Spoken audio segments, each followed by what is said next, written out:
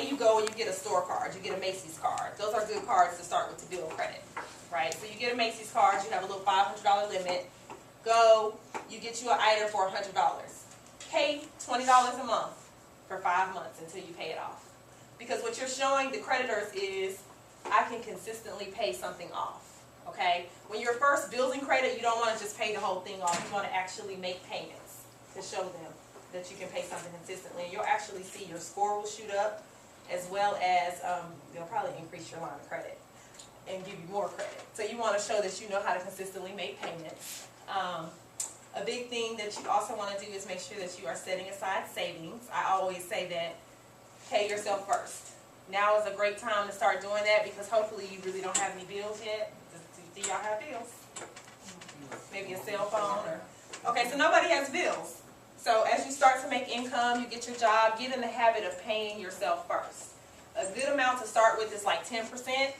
Okay, so that's like a dime off of $1. So you get your $50 or $200 from your job once a week. Take $20 and save it and put it somewhere that you're actually not going to touch, which means if you have an ATM card, your savings account should not be linked to your checking account. Because it's too easy to be like, oh, it'll just pull it from the savings. You shouldn't have a debit card or ATM card to your savings. But get in the habit of actually paying yourself first. Because if you get in that habit, you'll continue it. A lot of times what we try to do is say, I'm going to get these shoes first, or I'm going to pay this bill, I'm going to do this, and then I'm going to save, right? That like never happens, ever. Because something's always going to come up. Somebody going to want to go kick it. Oh, I'm going to hang with such and such. Or, you know, a flat tire. Something's always going to come up to eat up that money. So if you get in the habit of taking it out before you even start spending, then you won't even miss it because it's like it's gone. So you wanted to definitely develop the habit of paying yourself first. So we talked about college. Any entrepreneurs in here? No business owners? Wannabe entrepreneurs. Okay, what kind of business do you want to go into? Well, kind of leading along lines of marketing and, you know, finance. Okay, marketing and finance. I might need to talk to you to get some help.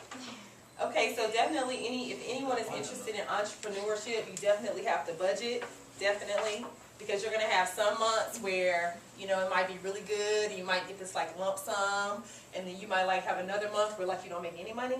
So you definitely, I'm not going to say I'm not a fan of budgeting. I am a fan of paying yourself first, paying your bills, putting something aside for a charity, and then kicking it with what's left over. I think sometimes, and budgeting works for some people, and it may work for you, but I think, you know, you definitely need to do those things first, and then whatever you have left over, if you want to, you know, do whatever, that's great. Yes, go ahead. Oh, I thought you raised your hand. I'm talking about the money that you have aside. Oh yeah, you can do whatever with that. After you done paid your bills and you done saved some money, you kick it. You know what I mean? But what we do